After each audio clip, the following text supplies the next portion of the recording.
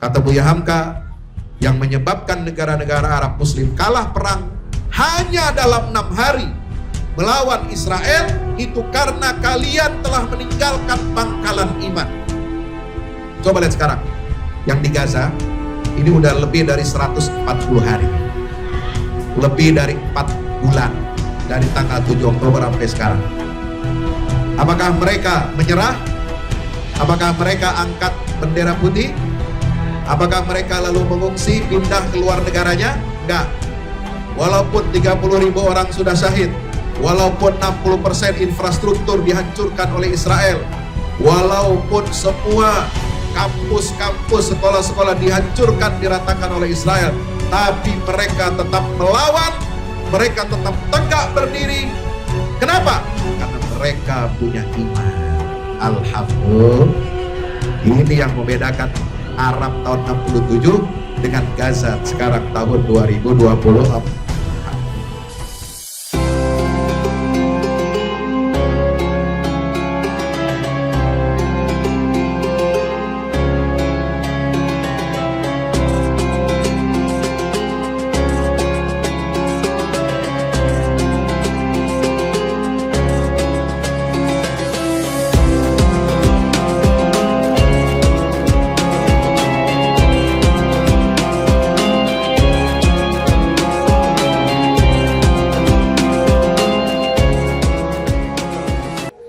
Bismillahirrahmanirrahim.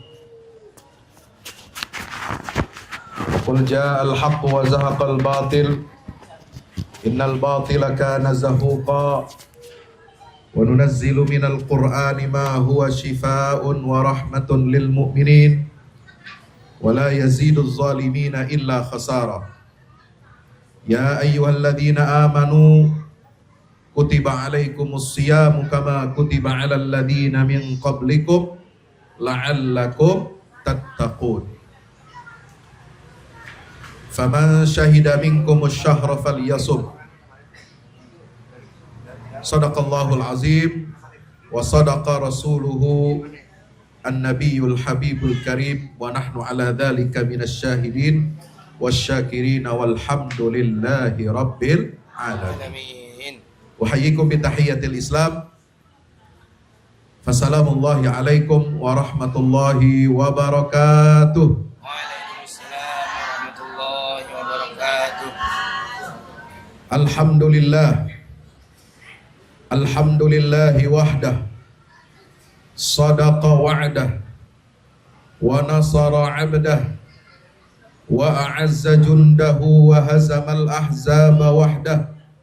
Asyhadu an la ilaha illallah wahdahu la syarika lah wa asyhadu anna Muhammadan abduhu wa rasuluhu la nabiyya ba'dah. Allahumma salli ala Muhammad wa ala alihi wa ashabihi wa man tabi'ahum bi ihsanin ila yaumil qiyamah.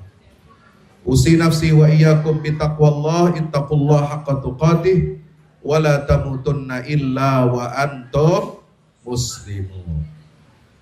Hadirin hadirat yang dimuliakan Allah Subhanahu wa taala, ibu-ibu, bapak-bapak, nyak babe, abang ade semuanya, warga Persyarikatan Muhammadiyah baik pengurus maupun jamaah di Karet Setiabudi yang insya Allah mudah-mudahan kita doakan yang hadir di sini semuanya pada sehat walafiat, amin. Amin. Sehat badannya, amin. Amin. Sehat hatinya, amin. Amin. Sehat akal pikirannya, amin. Sehat kantongnya, amin. Amin. Amin. Amin. Ya Rabbal. Hadirin hadirat yang dimuliakan Allah Subhanahu wa taala, bersyukur kehadirat Allah dengan kita mengucapkan alhamdulillah. Alhamdulillah pagi hari ini kita diizinkan oleh Allah dipertemukan di majelis ilmu di halaman SMK Muhammadiyah berapa ya? 15.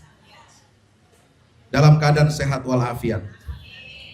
Mudah-mudahan seterusnya kita diberikan kesehatan oleh Allah sampai kita masuk bulan Ramadan. Ramadan. Amin ya rabbal alamin. Salawat dan salam tak lupa mari kita senantiasa sampaikan kepada junjungan kita baginda Rasulullah Muhammad sallallahu alaihi wasallam beserta seluruh keluarga, para sahabatnya. Insya Allah mudah-mudahan kita semua umatnya yang istiqomah di jalannya, kita semua mendapatkan cucuran rahmat dan ampunan dari Allah. Amin ya rabbal alamin. Hadirin wal hadirat yang dimuliakan Allah, hari ini kita udah tanggal berapa? 15 Sya'ban. Betul? Kalau saya mah kagak puasa, Pok. Iya, habis baru pulang safar semalam. Iya, puasa kalau dalam sunnahnya Nabi itu pertengahan bulan namanya puasa Ayyamul Bid. Puasa hari tanggal 13, 14, sampai 15. Ya terus terang aja nih, kalau saya sih bukan ahli puasa, bukan ahli puasa sunat ya. Ada ustadz, ada kiai, ada jamaah yang demen puasa sunnah, Senin Kamis jalan, alhamdulillah. Ada yang puasa sunnah Daud, alhamdulillah. Ada yang puasa sunnah tengah bulan, Ayyamul Bid 13, 14, 15. Nah, kalau Pak Ustadz gimana? Ya terus terang saya mah yang begitu-begitu kurang kuat. Ya Pak ya? Udah niat pagi mau puasa, lewat lontong sayur. Hah? Ada gorengan, ya embat udah. Ya, apalagi kalau udah disediain. Ya, namanya puasa sunnah kan boleh batal ya? Boleh kan? Boleh, kita ngormatin tamu gimana? Ya kan? Nah yang begitu-gitu saya kagak kuat deh tuh. Ya, yang mingguan, ya kan? Yang bulanan. Tapi kalau yang puasa sunnah yang kayak Asyura, oke, sekali 2 kali kan, sekali setahun, ya kan? Puasa Arafah sekali setahun, itu masih kuat kita. Insya Allah. Saya mah terus terang po, kagak ada malunya saya mah. Emang kagak doyan puasa sunnah ya, ngomong aja kita mah ya. Jangan pura-pura so alim, so ahli ibadah, kagak kita mah. Kita mah kuatnya baca Quran, alhamdulillah. Kuatnya ceramah, kita mah. Iya. Kalau disuruh puasa, kagak kuat gua, kecuali bulan Ramadan sebulan kuat, insya Allah. Nah, hadirin yang dimuliakan Allah, dalam rangka kita menyambut bulan Ramadan, tamu yang agung, tamu istimewa, kita mesti persiapkan bekal, betul? Bapak Ibu, kalau jadi tamunya gubernur kira-kira bagaimana? Persiapan diri nggak? Kalau Bapak Ibu diundang ke istana jadi tamunya presiden, kira-kira persiapan diri nggak? Persiapan. Dari seminggu udah diteleponin, ya kupon BLT udah pada dikasih, bansosnya udah rapi, ya kan? Habis itu ditelepon lagi, siap jemputan bis jam sekian, udah standby di depan SMK Muhammadiyah, betul? Nah, habis itu jangan sampai pakai terlambat. Ada dress code-nya, ada pakaiannya kudu begini, ya. Apakah laki-laki yang pakai batik, pakai kopiah hitam, pakai celana hitam, gitu kan? Yang perempuannya, ya pakai long dress apa tuh? Ya pokoknya dikasih aturan lah dress code-nya. Udah sampai istana, ada lagi protokoler, ya. Gimana ini ngomong di depan orang Betawi kita jadi grogi. Protokoler,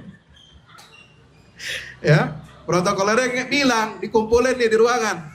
Ntar kalau ketemu presiden, ya, cara salamannya begini, jaraknya mesti begini, kagak boleh ente main peluk-peluk aja, ya, nggak boleh main selfie begitu kalau acara resmi, betul, ya kan? Ntar habis itu ramah tamahnya, ya, ngambil kuenya, ngambil makanan, semua diatur. Itu kalau kita jadi tamu agung begitu. Kita mau datang ke tempat orang yang kita hormati, ada protokolernya. Demikian pula kalau kita ingin menyambut datangnya bulan suci, bulan yang agung, bulan yang mulia, di mana Allah Subhanahu wa taala wajibkan kita puasa sebulan penuh. Insya Allah. Pertanyaannya sekarang, ini waktunya cuma 25 menit. Kenapa kita diwajibkan puasa di bulan Ramadan? Woi, Assalamualaikum. Kenapa? Kenapa coba? Kenapa bulan Ramadan nih yang dipilih? Aneh kagak tanya kenapa ente disuruh puasa, enggak.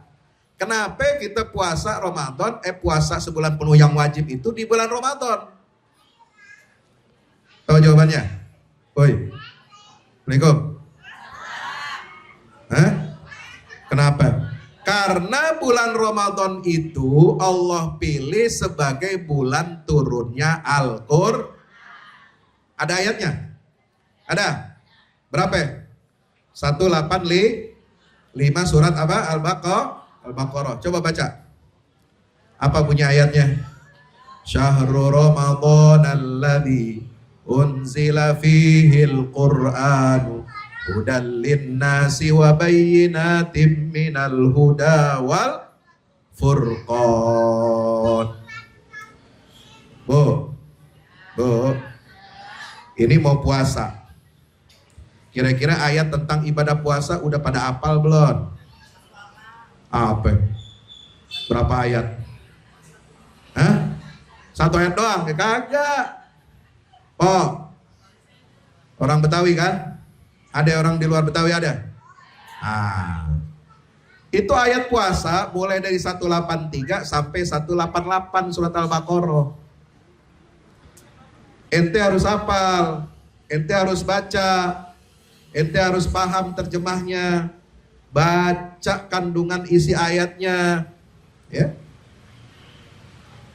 Ini penting, sebab kurikulum ibadah Ramadan semuanya ada di 6 ayat itu, 183, 84, 85, 86, 87, 88. Mulai dari tujuannya, hikmahnya, kenapa kita disuruh perintah Allah puasa di bulan Ramadan, apa tujuan tertinggi, goals, ultimate goalnya puasa Ramadan apa, siapa yang diwajibkan, siapa yang dibolehkan berbuka, diganti di hari yang lain, apa misi daripada ibadah puasa Ramadan ini untuk mematuhi syariat Allah. Bagaimana mekanisme tata kerja puasa mulai dari terbit fajar, ya kan? Mulai dari waktu subuh sampai terbenamnya matahari. Ada semua di situ aturannya. Dan ya ayat yang terakhir 188 itu outputnya, apa itu output? Luaran.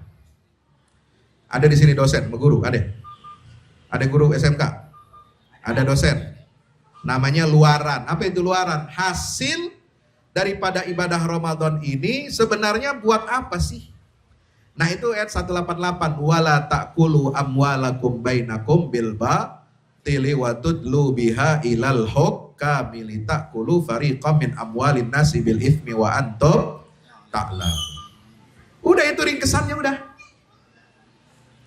Udah kelar ya? Ceramahnya cukup ya? 6 ayat udah sharing ke sudah itu. Betul.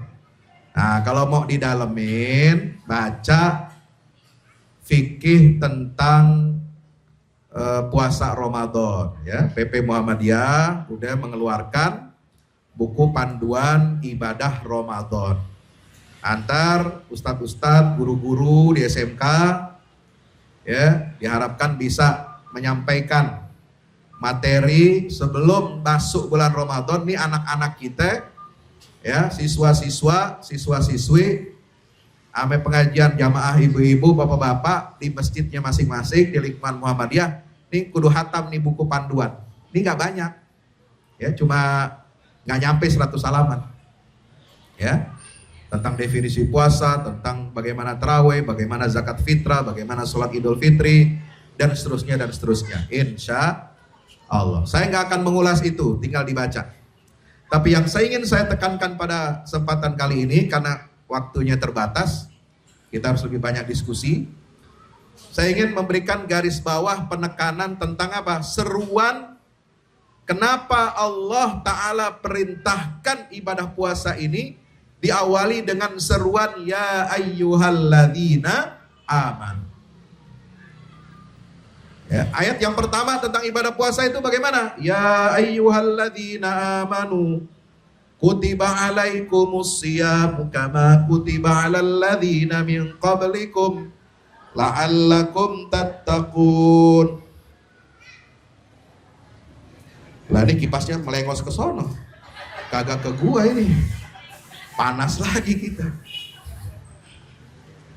Jadi ada kipas kayak kagak ada. Haula wala quwata illa billah. Sebagai presiden. Nah, ya apa ditahan pakai apa kayak diganjel. Iya, dari tadi kita udah ada ini kok. Ngocor lagi. Ya, ternyata dia melengos ke sono. Ya, ngademin apa tahu kagak ngerti gitu. Bo.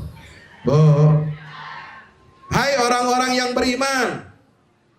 Kira-kira kita dipanggil oleh Allah dengan panggilan hai orang beriman, kita nengok kagak? Hai cewek, gitu kan? Hai cowok ganteng, nah itu dipanggil kita. Tapi kita dipanggilnya bukan dengan ciri fisik, ya. Allah memanggil kita, menyeru kepada kita itu bukan dengan panggilan. Dengan apa? Dengan ciri-ciri fisik kita. Wahai orang ganteng, wahai orang kaya, wahai orang miskin, gak ada. Wahai orang kota, wahai orang kampung, gak ada. Wahai kelas menengah, wahai kelas bawah, wahai wong elit, wahai wong alit, ada? Gak ada. Ya. Tapi Allah memanggil kita dengan apa? Seruan orang-orang yang beriman. Karena melaksanakan ibadah puasa Ramadan ini nggak bisa dilakukan kecuali orang-orang yang betul-betul beriman kepada Allah. Banyak orang ngaku Islam, tapi nggak menjalankan ibadah puasa Ramadan. Sehari pun dia nggak puasa. Padahal uzur nggak ada, sakit kagak, ya. Bepergian enggak. Tua renta punya sakit menahun enggak. Badan sehat. Ya paling sakitnya cuma bengek dikit, ya enggak? Sakitnya paling cuma apa? Cuma ambeien. Ya kan enggak pengaruh ambeien sama puasa, Ibu. Ya Pak ya? Paling sakitnya justru bagus buat orang yang punya penyakit gula nih puasa, betul? Ya, ini yang banyak nih penyakit gula sini. Oh, kelihatan mukanya tuh. Yang asam urat, kelihatan. Itu bagus puasa. Ya. Banyak orang Islam yang begitu. Pagi-pagi, ya pagi-pagi itu biasa tukang jual makanan kan nggak pada buka, betul? Ya masih kosong dah tuh. Ya, ntar siang habis lohor sebagian rumah makan kan pada buka, ya. Ya, rumah makannya dibuka, tapi ditutup pakai hordeng, ya. Tapi kakinya bergelantungan, iya, kaki bergelantungan. Ya. Di belakang kantor di Sudirman, Setiabudi, Kuningan, ya. Pada ngerokok. Subhanallah. Bagaimana orang Islam ini? Berarti apa? Berarti tidak semua orang Islam itu disebut, dipanggil oleh Allah dengan panggilan kesayangan, yaitu ya ayyuhalladzina amanu. Gak semuanya beriman. Hati-hati. Ya. Jangan kita semangat menyambut Ramadan. Hari pertama, malam pertama, rame masjid, tarawih penuh sampai ke jalan, betul? Woi.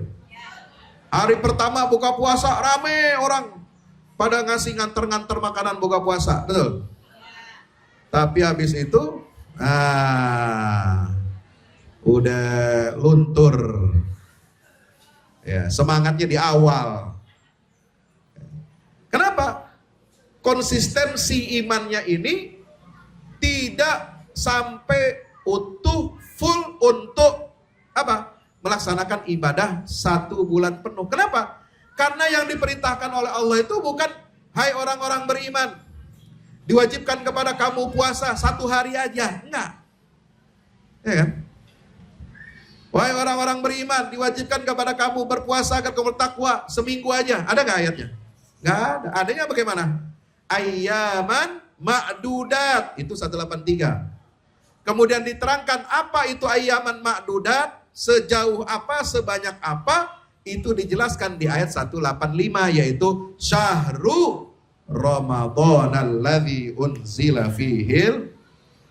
Ya, mencong lagi dia. Ya. Jadi harus kita siapkan ini.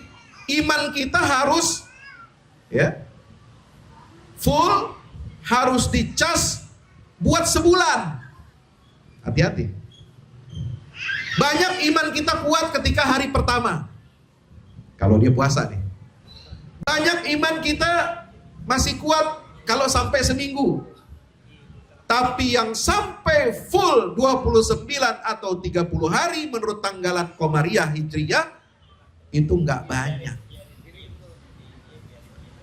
Minggu kedua udah mulai sepi. Ya, siar udah mulai berkurang. Ya. Yang rame cuma toa masjid doang. Wah, bersaut-saut. Innallah malaikatu Allah. Yang rame toanya doang. Ya. Tapi dalamnya kosong. Ntar rame lagi kapan? Malam takbiran. Seolah-olah pada puasa semua itu. Semua pada pegang obor, keliling kampung. Ya, pesta obor. Ya, jadi pesta obornya awal sebelum Ramadan, ada pawai menyambut Ramadan, yang kedua ada pawai obor menyambut Idul Fitri, rame itu. Tapi yang harus kita jaga ini suasana dan kondisi hati kita, kesehatan mental kita, kesehatan jiwa kita, kekuatan iman kita harus dicat full.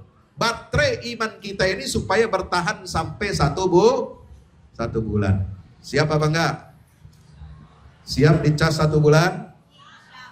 Siap kuat sampai 1 bulan? Insya Allah. Maka yang pertama, kita harus berdoa memohon kepada Allah. Ya.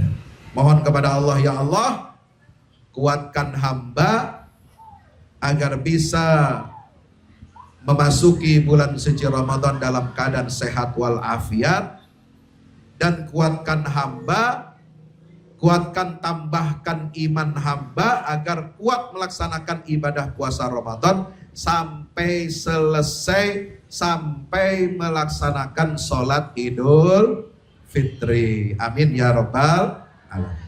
Ini yang pertama, doa. Yang kedua apa? Ilmu. Ini bekal kita setelah yang pertama doa, yang tulus ikhlas karena Allah. Yang kedua kita harus punya bekal ilmu. Karena amal tanpa ilmu tidak akan diterima oleh Allah.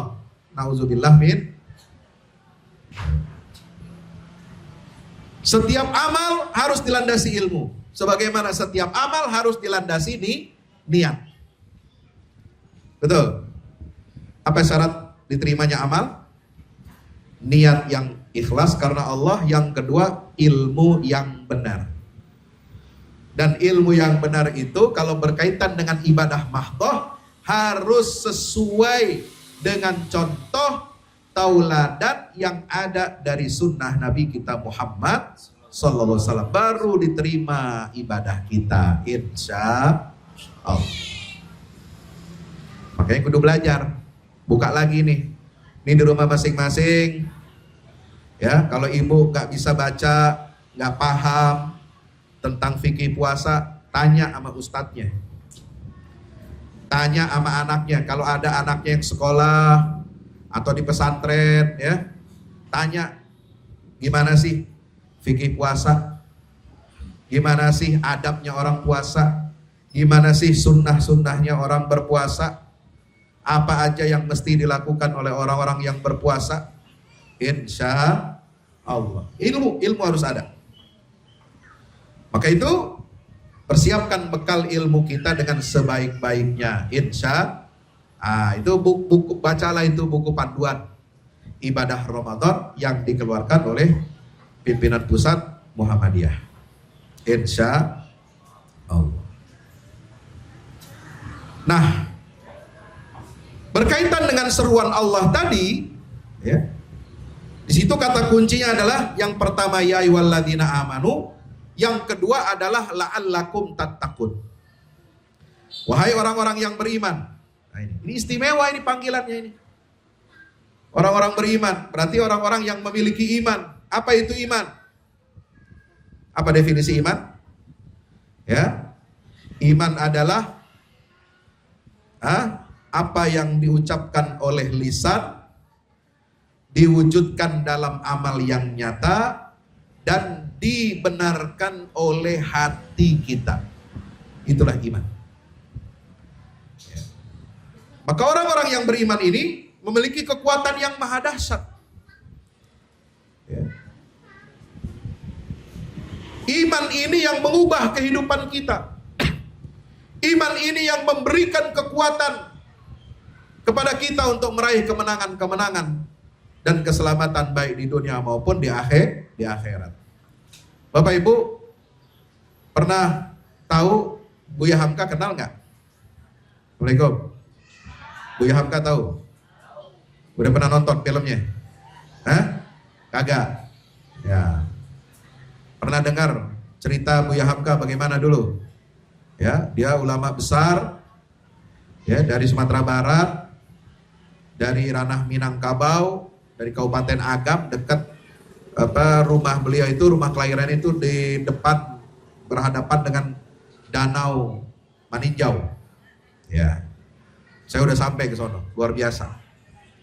Ya, Buya Hamka ini menulis kitab tafsir Al-Azhar. Pernah dengar? Pernah lihat nggak? Pernah. Alhamdulillah. Ini orang Muhammadiyah harus punya itu. Ya, jamaah Muhammadiyah di rumahnya harus punya tafsir Al-Azhar. Kalau enggak, minimal datang baca di perpustakaan sekolah harus ada itu tafsir Al-Azhar. Ya. Ketika beliau menjelaskan ayat 64 surat Al-Baqarah, apa ayatnya? Belum hafal ya?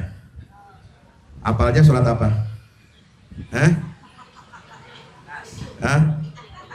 Inna anzalna. Iya, sama inna atoina. Sama kulhu, ya kan? Ayat 64 surat Al-Baqarah. Thumma tawallaitum min ba'di dzalika falawla fadlullahi 'alaikum wa rahmatuhu lakuntum minal khasirin.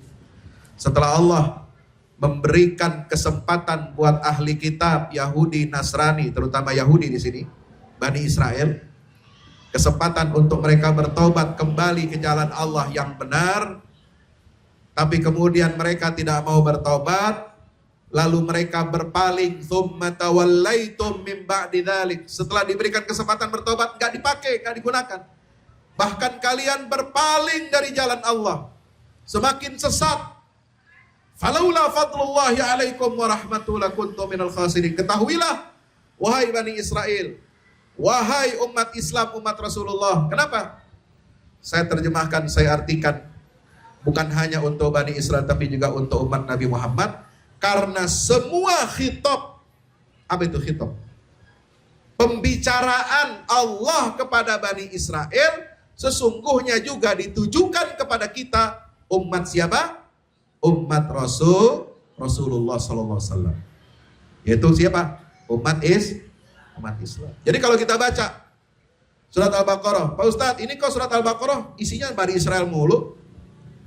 Dari ayat 40 sampai 123 dibaca, wahai Bani Israel, wahai Bani Israel, wahai Bani Israel. Ngapain kita baca ini?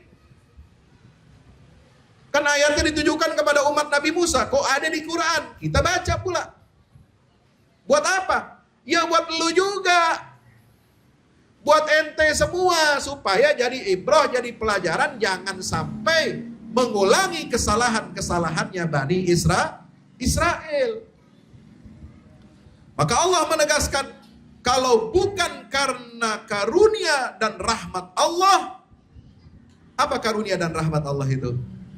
Buya Hamka menjelaskan dalam tafsir Al-Azhar, itulah iman. Kalau bukan karena iman yang merupakan pancaran karunia dan rahmat dari Allah Ta'ala itu, lakuntum minal khasirin, maka kalian semua pasti termasuk orang-orang yang merugi. So, umat Islam kira-kira sekarang di Indonesia ini merugi apa beruntung? Rugi? Rugi? Walaupun dapat bansos? Rugi? Walaupun dapat BLT rugi?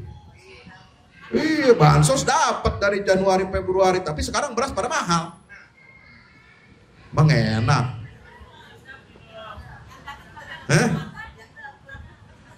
Yang dapat, ya dapat kagak dapat. Sekarang beras mahal kagak? Kenapa? Langka. Kenapa langka sekarang beras jadi mahal? Ya karena udah dipakai buat bansos ente. Betul. Sorry ya. Jangan marah aja. Jadi sekarang tinggal bilang minta maaf. Sekarang harga pada mahal. Kenapa? Kan udah gua kasih kemarin. Sorry ya. Kita ini merugi. Umat Islam 87%. Ini sekarang 87%. Dulu awal kemerdekaan kita itu 95%. Betul. Udah turun. Jangan lu bilang umat Islam jumlahnya banyak, naik, kagak, turun. Nah, kan? Turun tuh air. Iya. Ya jangan duduk ke situ, jangan duduk situ. Sini aja sini. Ini kurang ke sono intinya. Ya. Apa terpalnya? Ya. Kita ini sudah menurun jumlah umat Islam. Ya. Kemudian kualitas kita 87%. Apakah kita betul-betul sudah menguasai 87% perekonomian nasional? Saya mau tanya, kita kuasai? Enggak. Ya kan kemarin waktu musim kampanye dibilang apa? Bersama saya ada bos-bos yang menguasai sepertiga ekonomi nasional, bos. Sorry ya. Ya konglomerat. Sepertiga ekonomi. Ada 30%. Mereka menguasai. Umat Islamnya cuma berapa? Ya terbalik. Kita 87% jumlahnya umat Islam di Indonesia. Ya, tapi kita cuma menguasai 10-20% perekonomian nasional. Rugi apa tidak ini? Rugi.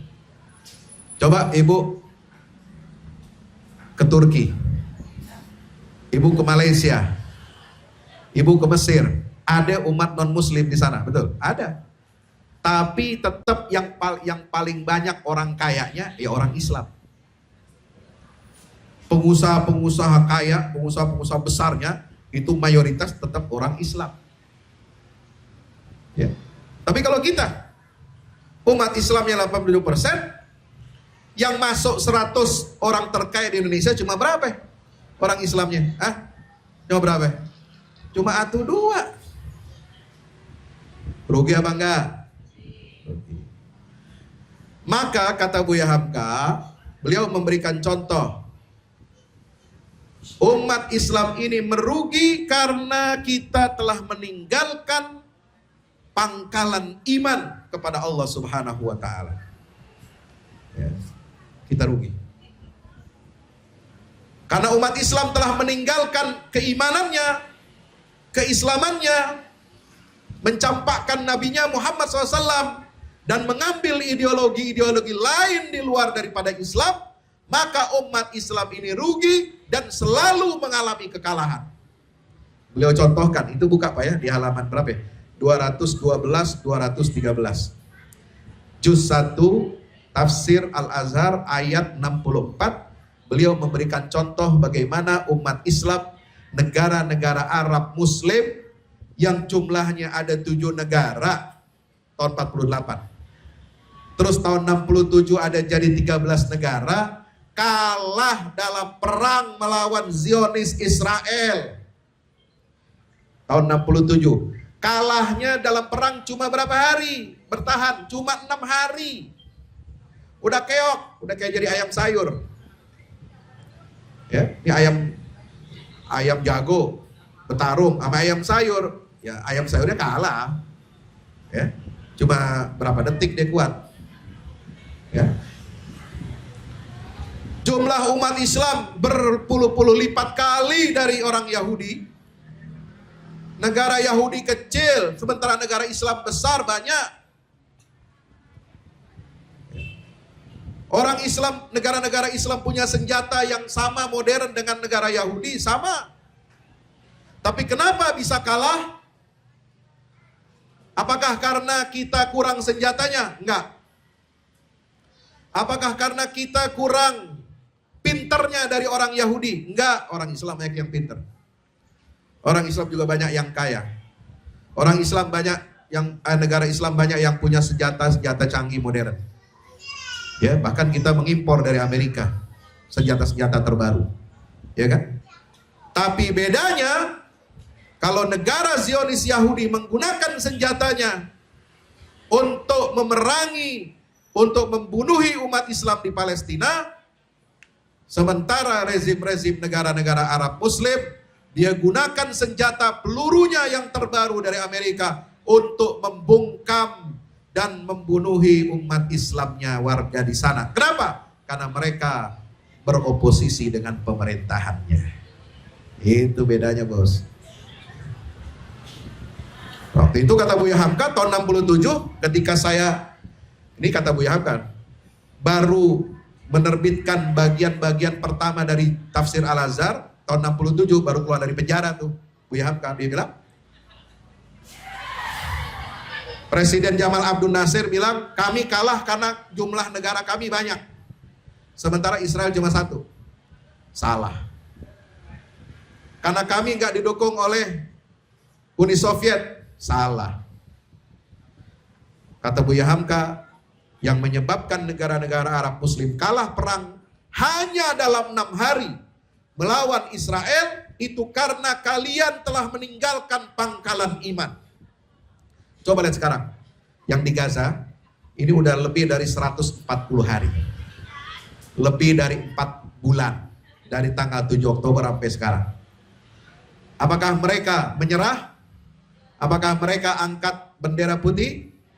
Apakah mereka lalu mengungsi, pindah ke luar negaranya? Enggak. Walaupun 30.000 orang sudah syahid, walaupun 60% infrastruktur dihancurkan oleh Israel, walaupun semua kampus-kampus, sekolah-sekolah dihancurkan, diratakan oleh Israel, tapi mereka tetap melawan, mereka tetap tegak berdiri. Kenapa? Karena mereka punya iman. Alhamdulillah. Ini yang membedakan Arab tahun 67 dengan Gaza sekarang tahun 2024. Jadi ini yang membawa keuntungan kita itu punya iman. Maka Buya Hamka katakan, yang menyebabkan kalian kalah itu apa? Karena kalian pakai ideologi di luar Islam. Marxisme, Leninisme, sosialisme, komunisme, ente pakai untuk melawan Yahudi. Kira-kira bisa nggak? Bisa nggak? Nggak bisa. Oh enggak, Marxisme itu, Karl Marx itu orang Yahudi asalnya, bos. Ya kan? Masa kita mengangkat pemimpin dari orang bangsa Yahudi untuk melawan Yahudi? Ya nggak bisa. Kalian tinggalkan sunnah Nabi, kalian tinggalkan ajaran Nabi Muhammad, sementara kalian mengambil ajaran di luar ajarannya Nabi Muhammad, maka kalian pasti merugi di dunia maupun di akhirat. Sama dengan kita. Rugi dong. Ya, 87%. Kita begini-begini aja. Ya, udah berapa kali pemilu kita? Tahun 55, ya. terus tahun 7 berapa ya? 71 ya pernah ya dulu ya, apa 73? 73 terus 77 ya pemilu tuh 80 berapa ya? Ya itu udah berapa kali pemilu, kita masih begini aja ya. Hanya berganti rezim, hanya berganti pemerintahan, kekuasaan, tetapi kesejahteraan kita tidak meningkat, keadilan sosial kita belum merata bagi seluruh rakyat Indonesia yang mayoritasnya beragama Islam. Maka itu kembalilah kepada iman, dan inilah yang ditekankan oleh Allah dalam surah Al-Baqarah 183, ya ayyuhalladzina amanu, hai orang-orang yang beriman, bangkitlah engkau dengan iman. Cara bagaimana kita merawat iman, Allah kasih cara dengan ibadah puasa. Kutiba alaikumusiyam kama kutiba alal ladzina min qablikum. Untuk apa tujuannya? La'allakum tattaqun, agar kalian menjadi hamba-hamba yang bertakwa kepada Allah Ta'ala. Itu pengantar dari saya. Mudah-mudahan kagak kelewatan ya. Demikian, mudah-mudahan bermanfaat. Nanti bisa kita eksplor sambung lagi dalam tanya jawab. Wassalamualaikum warahmatullahi wabarakatuh. Waalaikumsalam warahmatullahi wabarakatuh. Bu, masih dengerin nggak? Apa yang udah mulai ngobrol? Yang tadi kesiram air, ada yang kesiram air? Mudah-mudahan sembakonya dapat 2. Baik, alhamdulillah Ustaz, tadi sudah disampaikan dan sudah kita dengar bersama terkait beberapa poin urgensi dari Ramadan dalam rangka kita meningkatkan keimanan kita, dan itu sudah terbukti tadi dijelaskan ketika umat Islam melawan Israel tadi, tanpa berangkat dari keimanan yang kuat meskipun dengan komposisi yang begitu banyak, ternyata kalah dalam waktu 6 hari. Dan ternyata umat Islam di Palestina dengan kekuatan keimanan yang mantap, ya kan, sampai sekarang masih berkelanjutan. Itu salah satu poin. Maka mungkin itu sekelumit supaya di Ramadan kali ini kita mampu memperkuat iman. Jangan lagi puasa ditawarin dikit sama temennya. Emang bukan ditawarin makan, cuma ditawarinnya begini doang. Bu, tahu nggak? Nah, kalau udah tahu nggak tuh, udah baik-baik. Tahu nggak? Sebelah baru beli kulkas. Jangan disautin. Iya, gue juga lihat, jangan disautin. Aneh puasa. Kira-kira gitu, itu salah satu poin berangkat memperkuat iman. Jangan baru ditanyain, tahu nggak, langsung nyerocos. Nah, itu karakter ibu-ibu sebelah sono. Insya Allah karakter ibu-ibu sebelah sini mantap keimanannya. Bu, lanjut nggak? Nah, untuk sesi pertama, udah ada yang siapin pertanyaan belum? Pertanyaannya jangan yang nggak berkaitan dengan peningkatan spiritual keimanan. Ntar mau nanya, Pak Ustadz, gimana caranya beli beras biar murah? Bukan bidangnya. Tanya sama Zulkifli Hasan ya. Nah, silakan dari sisi sebelah kiri dulu, barangkali ada yang mau bertanya, atau ibu-ibu ada yang siapin pertanyaan, kami persilahkan. Tunjuk kaki, tunjuk tangan lah. Ada? Bu, sebelah, oh ya silakan. Pakai mic.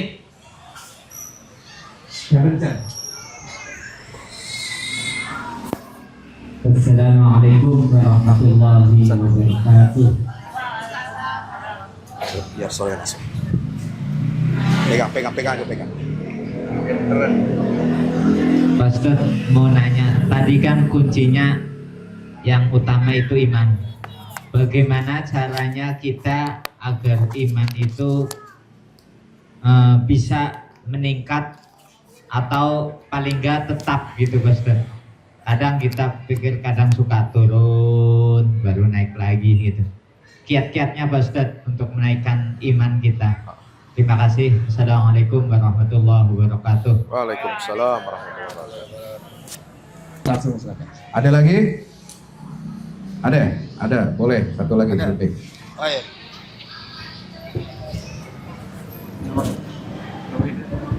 Oh iya. Bismillahirrahmanirrahim. Assalamualaikum warahmatullahi wabarakatuh. Waalaikumsalam. Ustaz, mau nanya nih Ustaz. Beberapa dari kita kan mempunyai profesi dan pekerjaan yang berbeda Ustaz. Yang aneh mau tanya ini yang dua Ustaz. Satu, bagaimana cara kita menjadi hamba yang taat khususnya dalam di bulan suci Ramadan dalam beribadah seperti orang-orang yang beribadah di masjid kayak membaca Al-Quran, terus sholat tarawih. Sedangkan pekerjaan kita nih di luar ruangan Ustaz. Di luar ruangan dan maupun di kantor Ustaz. Dan yang kedua, bagaimana orang muslim bisa fokus untuk pengembangan dirinya khususnya Ustaz. Pengembangan diri yang tadi Ustaz bilang bahwasanya masih sedikit orang muslim di Indonesia yang kaya Ustaz. Terus tanpa ada pengembangan diri di Indonesia, sementara orang-orang muslim sekarang fokus hanya untuk bekerja tanpa adanya pengembangan diri dan kesejahteraan untuk masa depannya, khususnya di Indonesia Ustaz. Ya. Syukran. Baik. Saya jawab dua dulu ya. Ya, betul. Baik. Bismillah, walhamdulillah, wassalatu wassalamu ala rasulillah.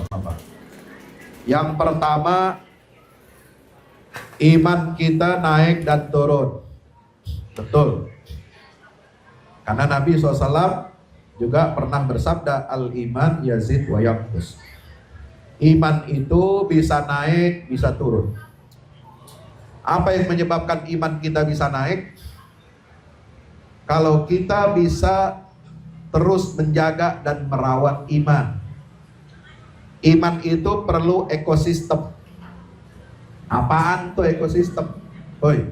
Assalamualaikum. Eko itu kehidupan. Sistem itu aturan. Jadi iman itu namanya iman bukan cuma di dada. Bukan buat cuma diri kita pribadi sendiri. Tapi dia perlu adanya aturan kehidupan, ekosistem.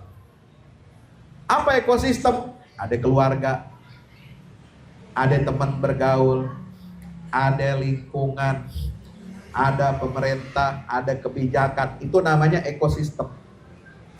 Iman ini nggak bisa berdiri sendiri. Iya, kalau kita punya modal dasar yang bagus, pendidikan agama yang kuat, kita bisa sendiri jalan iman itu.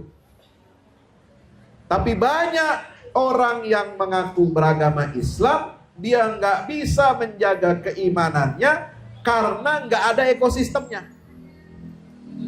Nggak ada teman yang ngingetin, nggak ada keluarga yang membimbingnya, nggak ada pemerintah yang memagari, yang mengajak amar ma'ruf nahi mungkar.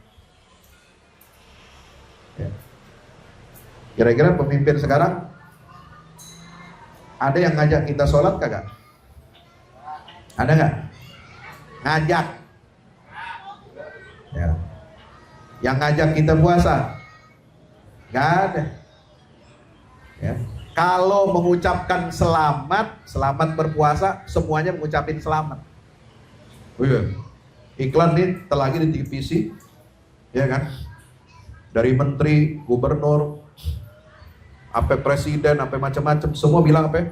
Mengucapkan selamat berpuasa kepada kaum muslimin muslimat. Iya, ngucapin selamat doang. Kagak nyuruh. Nah ini.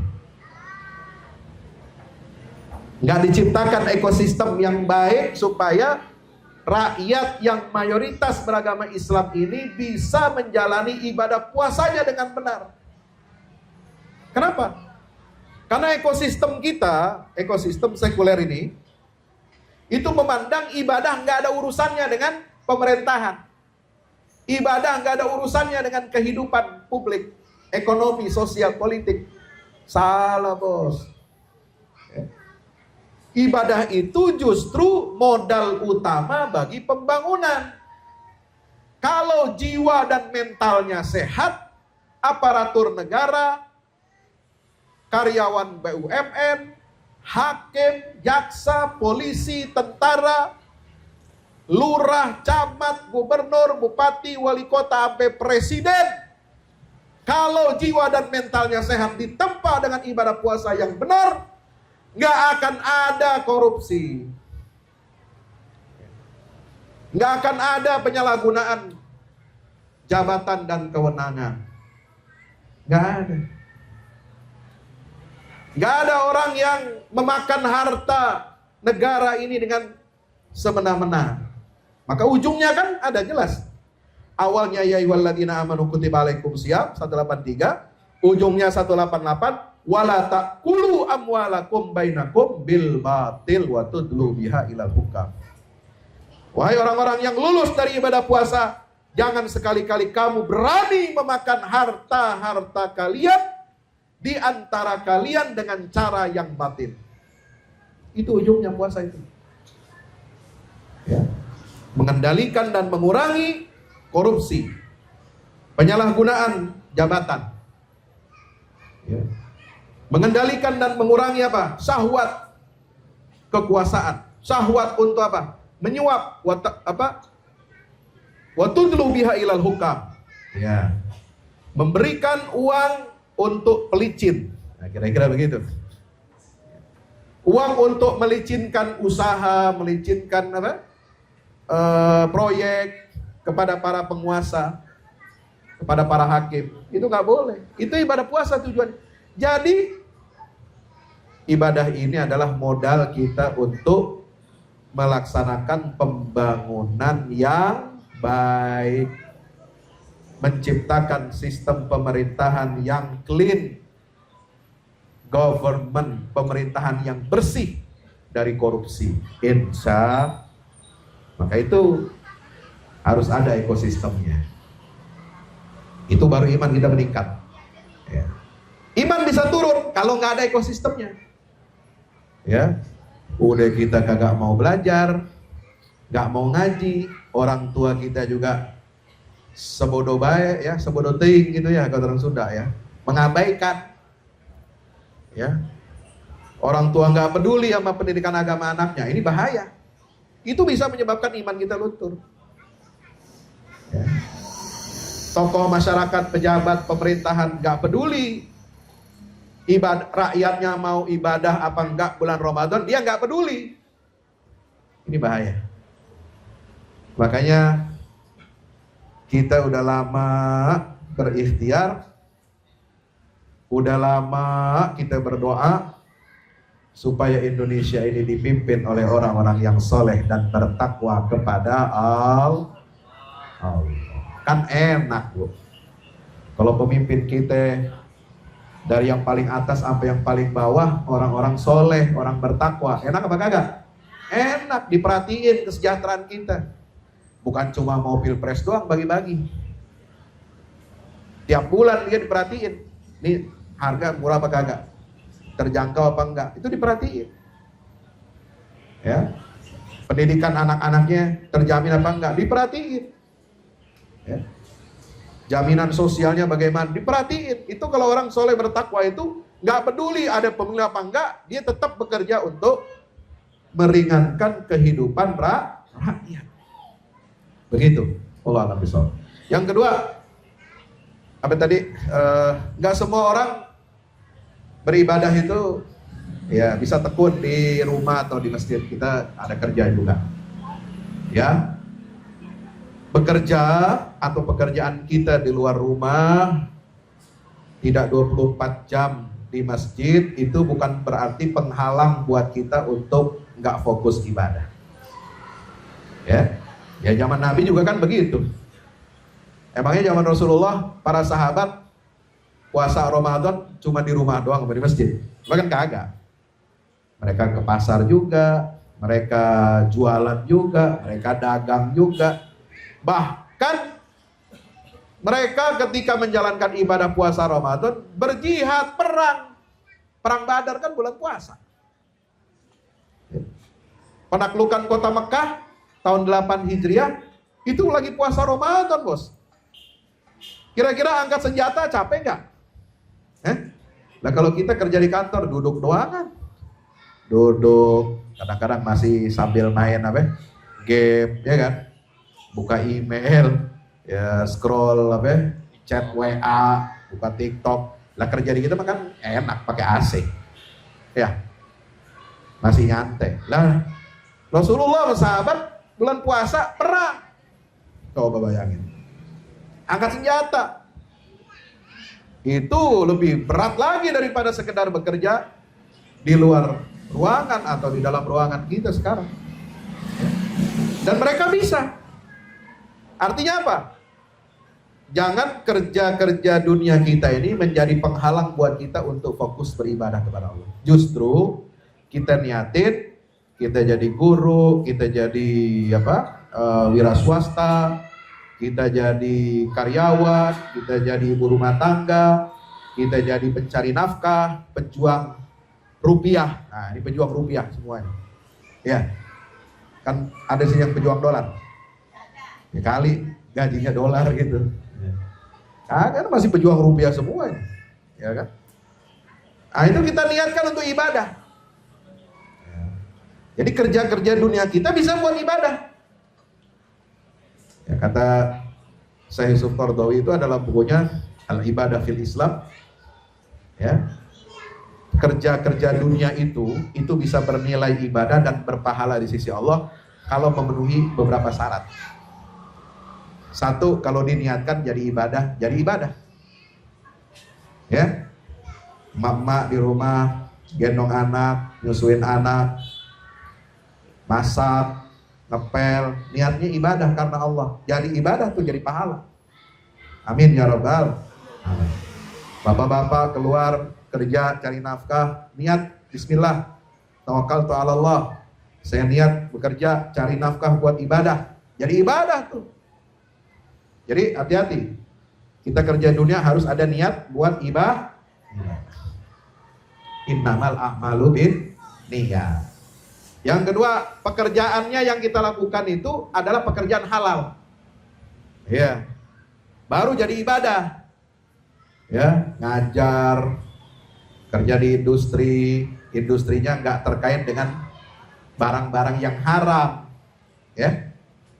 Nah, kecuali kalau kita kerja di tempat yang haram, industri yang haram. Apa industri haram? Bikin minuman keras itu nggak boleh, itu nggak jadi ibadah tuh namanya. Ya, uang gaji yang kita terima itu haram. Kalau ente kerja di pabrik minuman keras, ente kerja di sektor yang haram, riba, jadi pencatat, jadi transaksi, jual beli barang-barang haram, itu nggak diterima ibadahnya oleh Allah Subhanahu wa ta'ala. Yang ketiga, ketika bekerja jangan kita melanggar aturan-aturan Allah. Ya, jangan kita nilep, jangan kita nipu orang, jangan kita curang. Ya. Jangan kita zolim sama orang, jangan kita mengambil harta orang lain, harta perusahaan, nggak boleh. Nah, baru niat kita ibadah diterima oleh Allah Subhanahu wa ta'ala. Yang keempat, melaksanakan kewajiban-kewajiban ketika kita bekerja. Sholat jangan ditinggalin, sholat fardu meskipun kita kerja, ya kan? Nah, kalau kerja keluar kota, ya kan bisa dijamak qashar. Bukan alasan untuk kita meninggalkan sholat, bukan alasan untuk kita meninggalkan ibadah puasa. Jadi para pencari nafkah ketika dia bekerja sambil beribadah puasa, itu bisa double pahalanya. Dapat pahala puasanya, dapat pahala kerja dunia yang dia niatkan untuk beribadah kepada Allah Ta'ala. Alhamdulillah. Yang terakhir apa tadi? Pengembangan diri. Umat Islam kan ada ibadahnya, nggak cuma cari kerja doang, cuma nggak ngurus kerja. Iya, itulah nilai tambahnya orang Islam. Kalau orang kafir, ya dia fokus cari duit. Kenapa? Karena surganya dia cuma di dunia. Ya. Makanya dia pengen apa? Memuaskan hidupnya di dunia ini. Nah kalau kita kan enggak. Kita ini ada dua surga kita. Surga di dunia kita pengen dapat, dan surga di akhirat juga kita pengen. Rabbana atina fid dunya wa fil akhirati hasanah. Kita ingin punya dapat dua kebaikan, al-husnayai, yaitu surga dunia dengan nafkah yang halal, ekonomi yang berkecukupan, Ya. Yang penting duit kan cukup. Giliran anak bayar sekolah cukup, ya kan? Giliran mau umroh cukup duitnya, ya kan? Giliran mau haji cukup. Jadi hidupnya cukup aja udah. Betul. Giliran mau zakat cukup bayar zakat, ya kan? Gak usah berlebihan. Ya. Kalau kita hidup ini konsepnya cukup, buat ibadah cukup, buat dunia cukup, buat akhirat cukup, itu kita sudah bisa menguasai Indonesia. Sebab mayoritas rakyat Indonesia ini 87% Muslim. Kalau 87% ini jadi kelas menengah, ya, katakanlah umat Islam 80%, 50%-nya ini jadi kelas menengah. Kelas menengah itu apa? Dia punya pekerjaan tetap, dia udah punya rumah, dia punya kendaraan, dia punya tabungan buat jalan-jalan tiap tahun, itu kelas menengah. Ya, paham? Sampai sini? Paham? Ya. Kalau jumlahnya inti kelas menengah 50%, oh udah hebat ente. Umat Islam gak bakal bisa diacak-acak, gak bakal bisa disogok lagi sama sembako kalau mau pilpres, bos. Betul? Insya. Kenapa? Yang 50% nanti tinggal ngangkat yang bawahnya. Amin ya robbal alamin. Udah kuat tuh. Ini konglomerat gak bakal berani macam-macam sama kita. 50% ini kalau kelas menengah Muslim, dia nanti akan naik 5%-nya atau 10%-nya itu jadi kelas atas. Jadi kita masuk ke dalam 100 orang terkaya di Indonesia ini minimal ada 20 sampai 50 orang Islam dalam daftar 100 orang terkaya di Indonesia. Itu baru adil. Makanya kita ibadah buat akhirat seimbang dengan ibadah kerja-kerja kita untuk dunia. Itu yang membedakan kita dengan orang kafir. Wallahu a'lam. Ya, alhamdulillah. Kita udah dengerin tadi sekelumit terkait pertanyaan tentang tips menguatkan spiritual dengan adanya ekosistem yang dapat membangun keimanan kita. Jadi kalau misalnya kita sedang puasa misalnya, kemudian sekeliling kita ternyata memang ekosistem yang tidak bersahabat dengan keimanan kita, berusaha ditinggalin. Nah, kira-kira seperti itu gambarannya, Ustaz. Nah, kemudian tadi soal bagi yang punya pekerjaan mungkin yang aktivitasnya di luar ataupun di kantor, tetap aja nggak ada alasan buat tidak berpuasa atau tidak beribadah, Ustaz. Betul, Ustaz ya? Karena memang puasa itu dulu Nabi SAW tetap perang Badar, tadi disampaikan oleh Ustaz. Kemudian Fathu Makkah itu pada saat bulan Ramadan juga, maka tetap nggak ada alasan untuk tidak meningkatkan keimanan, untuk tidak berpuasa. Kadang-kadang kita baru keringetan dikit, batalin aja kali puasa ya. Sholat, wudu, kumurnya 3 kali, yang keluar cuman 1. Nah, 2 lagi kemana itu? Kumurnya 3, keluar cuman 1. Sambil menyelam udah. Sambil menyelam, neguk air, padahal lagi puasa. Baik, tadi udah izin sama Ustadz masih bisa dipertanyakan 2 pertanyaan lagi. Kalau tadi bapak-bapak, mungkin ibu-ibu nih yang mau bertanya, kami persilahkan.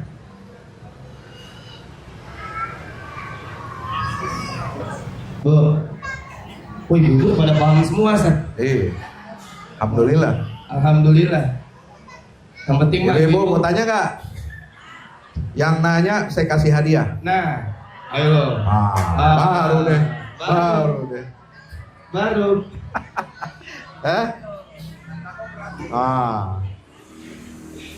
Ada nggak kira-kira nanya? Ya. Pak Ustadz, apa aja menu bulan Ramadan buat buka puasa? Jangan tanya gue itu mah. Ibu-ibu lebih ahli, ya gak? Bu, hadiah Bu, ada yang mau nih? Tuh, mantap. Mohon izin. Pakai mic ya Bu ya.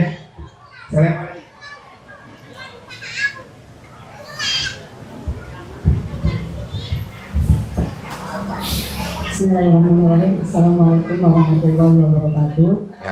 Waalaikumsalam warahmatullahi wabarakatuh. Pertanyaan saya berhubungan dengan peristiwa yang terjadi sama warga Gaza. Yang ingin saya tanyakan adalah, kalau kita lihat tingkat keimanan masyarakat Gaza dibanding penduduk Indonesia, mungkin mereka jauh lebih bagus dari kita. Tapi kenapa kejadian yang dialami sama masyarakat Gaza itu dimulai dari tahun 48 sampai sekarang, kalau saya lihat nih Pak Ustadz ya, saya itu sebenarnya nggak nyampe otak saya untuk memahami sebenarnya apa sih Allah ingin perlihatkan kepada terutama umat Islam di seluruh dunia tentang apa yang terjadi yang menimpa dengan masyarakat Gaza. Karena kalau menurut saya itu kayaknya nggak adil banget gitu. Dari segi keimanan mereka bagus, tauhidnya bagus gitu. Tapi kok sampai diuji sebegitu beratnya sama Allah gitu, dibanding dengan penduduk lain yang mungkin dari segi imanan kurang gitu dibanding mereka gitu. Terus yang kedua, kenapa masyarakat Gaza itu sepertinya sendirian menderita, padahal sekelilingnya itu bangsa-bangsa Arab gitu ya, itu banyak dan mampu gitu untuk membantu mereka. Jadi karena saya sebenarnya apa gitu maksud Allah tuh yang ini ditunjukkan kepada umat Islam seluruh dunia terhadap peristiwa yang menimpa masyarakat Gaza. Untuk sekian, terima kasih. Wassalamualaikum warahmatullahi wabarakatuh. Waalaikumsalam warahmatullahi wabarakatuh. Pertanyaan canggih nih, Ustaz. Wah, ini keren ini. Ibu-ibu bukan main ini. Bukan main. Langsung jawab atau gimana, Ustaz? Iya. Silakan. Hadiahnya ini ntar. Kan saya nggak bilang hadiahnya duit, ya kan? Benar-benar. Iya dong, hadiah kan apa aja. Alhamdulillah. Begini, luar biasa pertanyaan tadi. Ini terkait hukum sunnatullah. Sunnatullah itu semakin tinggi iman kita, itu semakin berat ujiannya. Pohon kelapa tinggi, anginnya lebih kencang, menerpa, betul, daripada pohon bonsai. Ya, pohon bonsai boncel begitu kecil, kagak ada anginnya, ya kan? Semakin tinggi status keimanan derajat seorang, itu semakin tinggi imannya. Makanya Nabi mengatakan, manusia yang paling besar balaknya, ujiannya, penderitaannya adalah para nabi.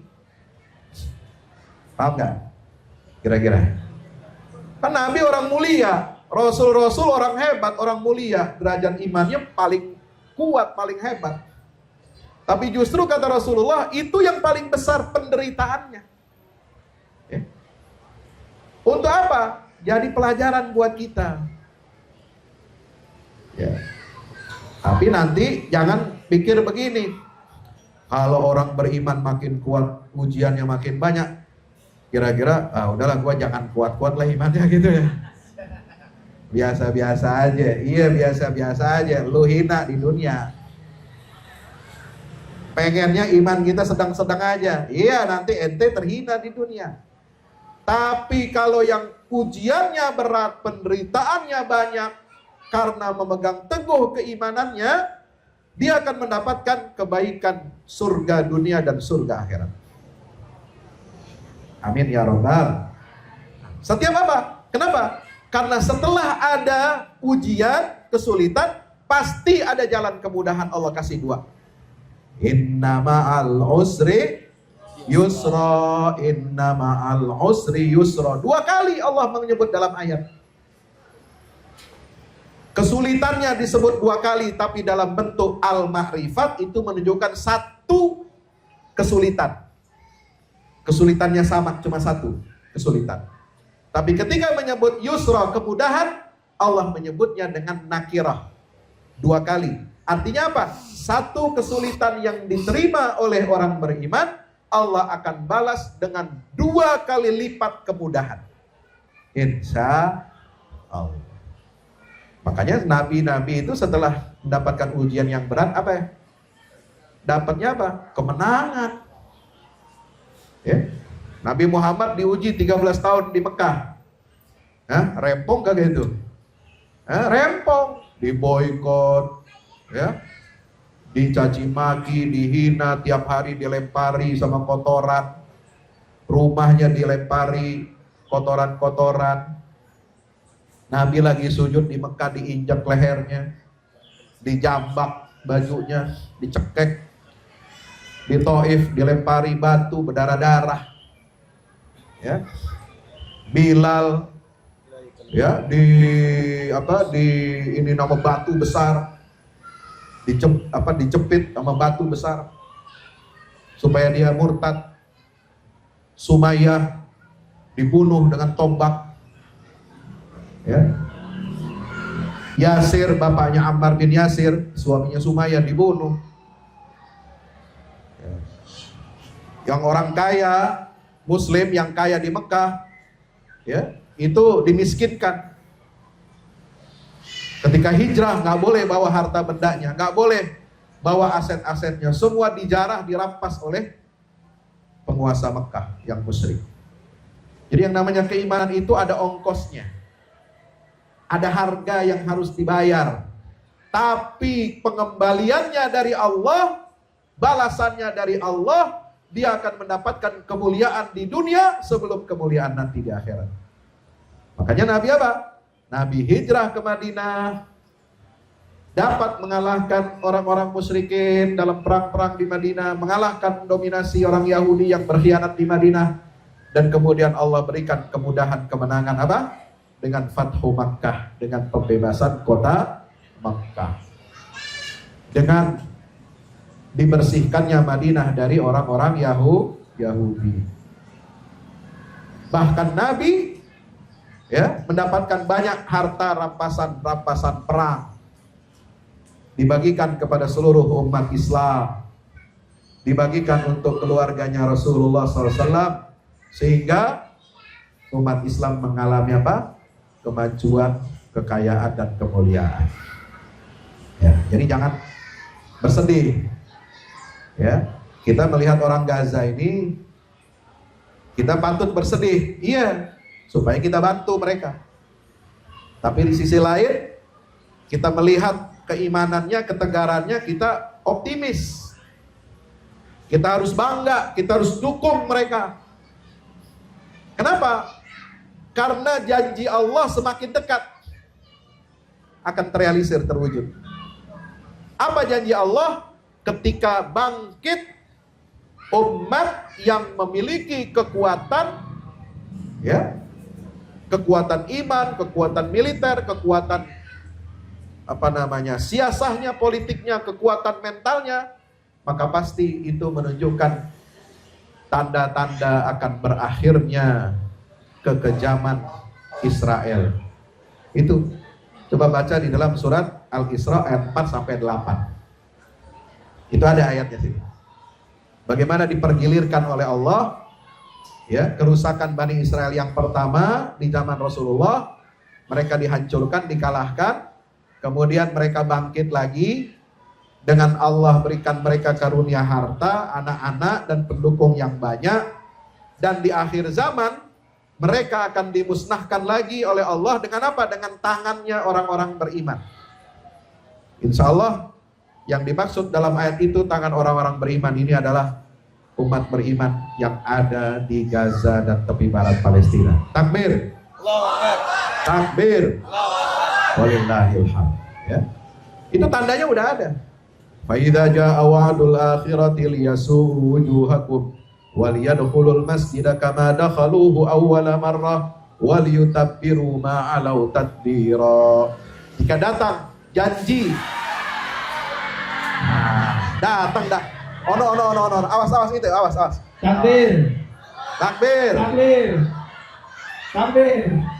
Yang kena harusnya. Kita baca subhanallah, awas yang di situ. Yeah.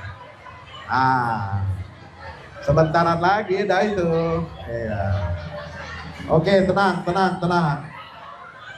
Itu air rahmat dari Allah. Amin. Tandanya panitia mau kasih double. Amin. Insya Allah. ya.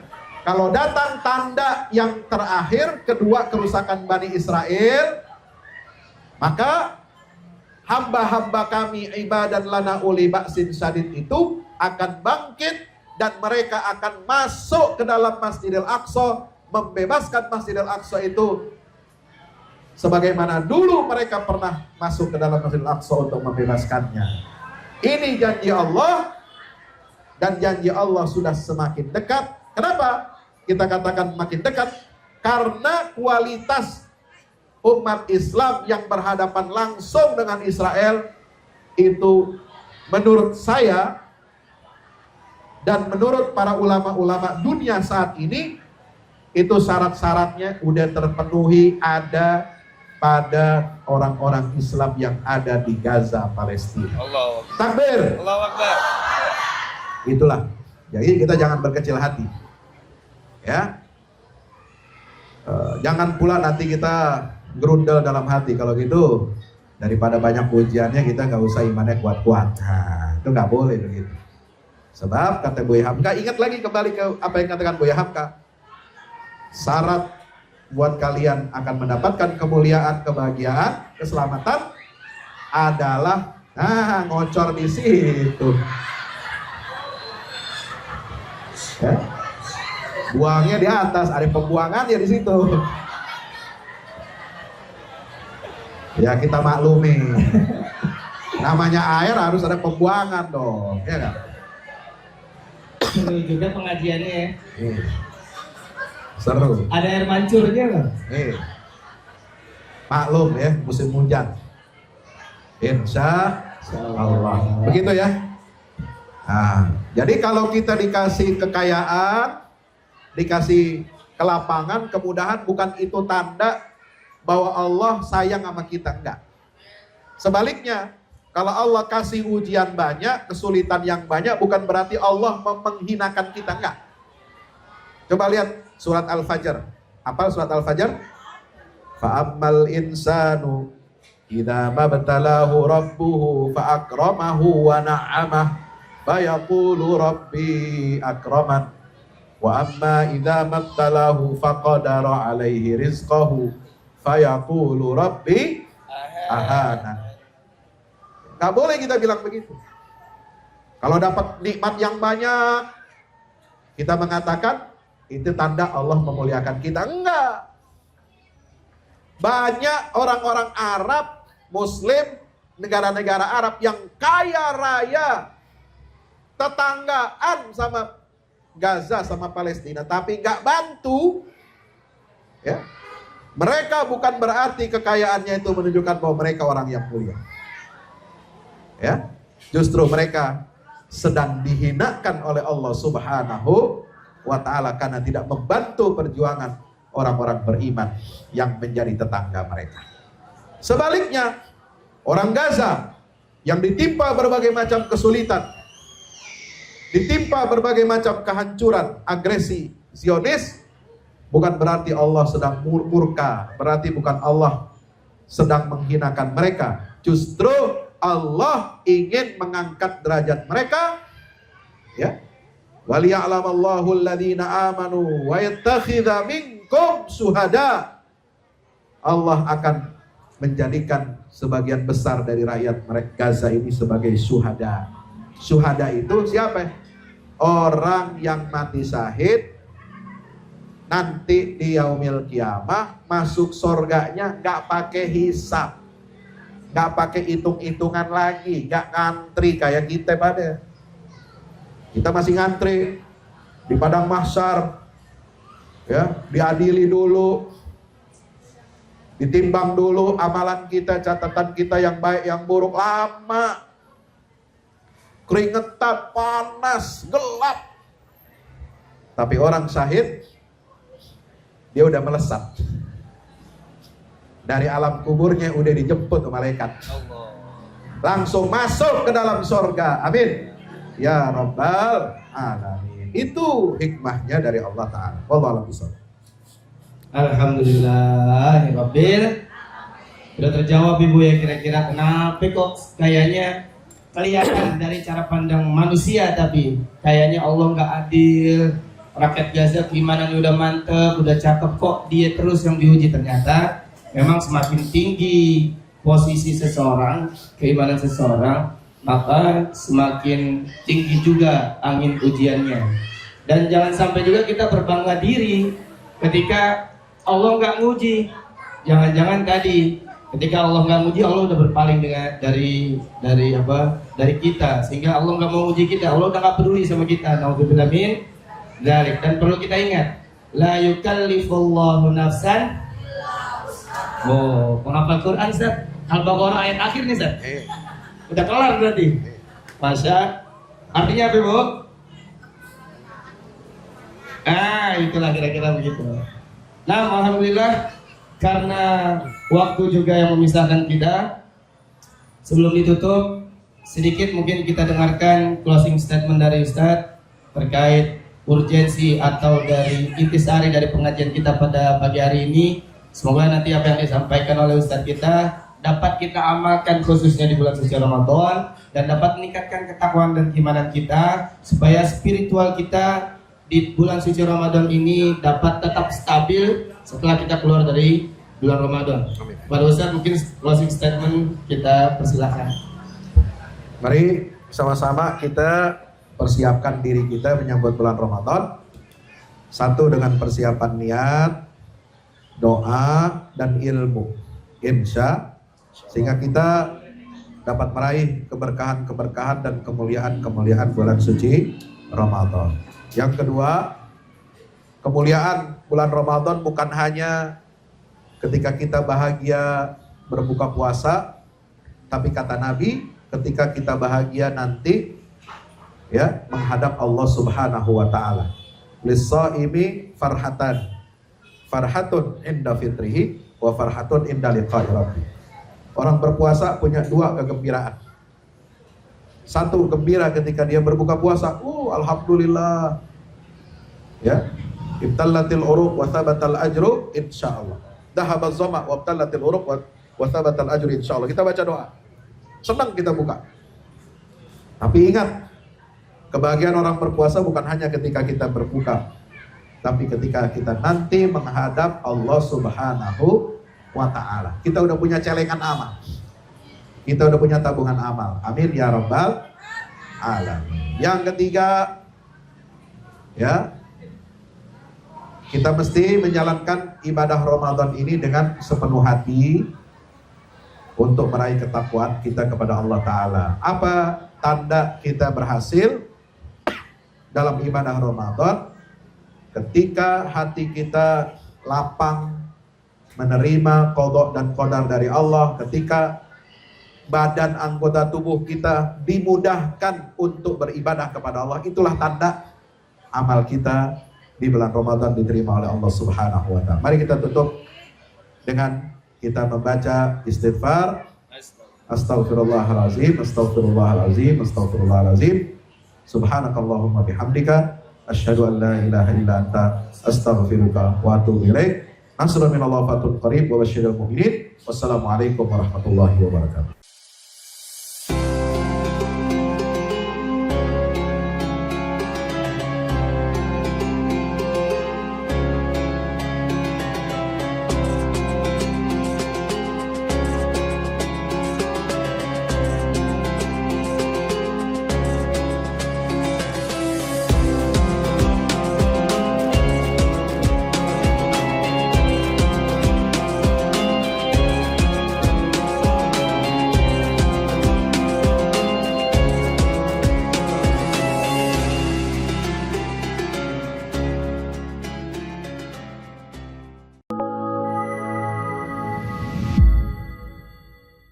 Yang terbaru dari Ustadz Fahmi Salim, buku Runtuhkan Zionis Rebut Baitul Maqdis, buku yang siap membuka cakrawala pikiran dan batin sahabat, sudah bisa dipesan sekarang juga. Hasil yang dicapai para mujahidin dalam pertempuran Badai Al-Aqsa 7 Oktober 2023 memiliki arti penting ataupun nilai strategis, bukan hanya dalam pembuktian bahwa kekuatan Israel bisa dikalahkan bahkan oleh pihak yang memiliki persenjataan jauh di bawahnya. melainkan juga dalam menyadarkan dunia Islam, terutama para pemimpinnya yang memilih menjadi penonton ketimbang membantu sesama saudaranya. Buku ini adalah salah satu bentuk dukungan dan ikhtiar dengan niat berjuang bersama-sama dengan mujahid Palestina. Tak sekedar memberikan informasi, membeberkan fakta atau data kepada halayak di Indonesia. Buku ini juga hadir untuk meluruskan tudingan, bahkan fitnah terhadap para pejuang di sana. Betapapun kita berada jauh dari Al-Quds, melalui buku ini kita akan dapatkan bagaimana kita bisa memperoleh pahala yang sebanding dengan para pejuang di garda terdepan di negeri perlawanan Palestina. Dapatkan buku Runtuhkan Zionis Rebut Baitul Maqdis segera.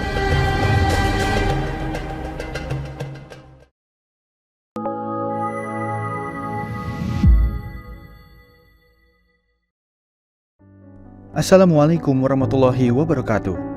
Di zaman dan era global yang semakin menuntut kita untuk terus bergerak, ada kebutuhan yang senantiasa harus kita penuhi dalam kehidupan kita. Zaman di mana segala kebutuhan terasa sangat mendesak.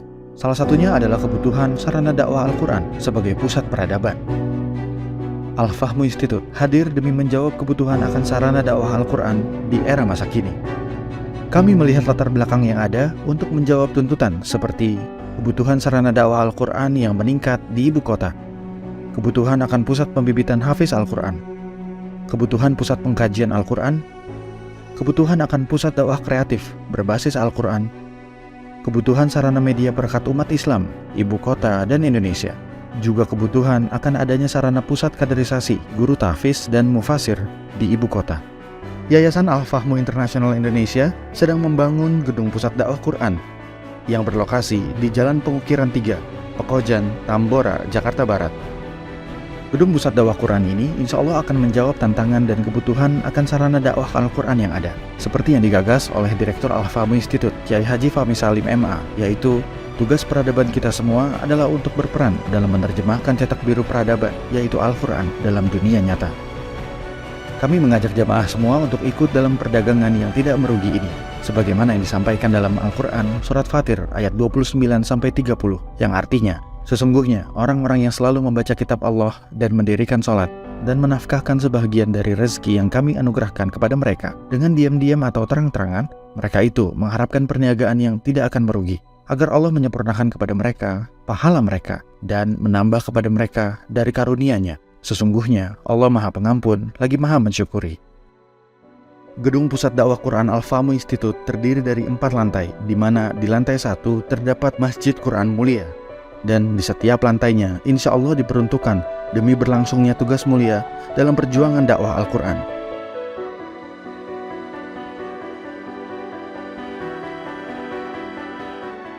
Berikut adalah rencana anggaran biaya yang dibutuhkan dalam pembangunan gedung pusat dakwah Quran.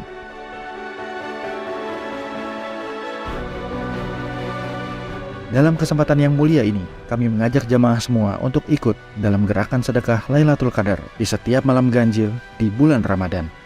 Salurkan melalui nomor rekening berikut ini.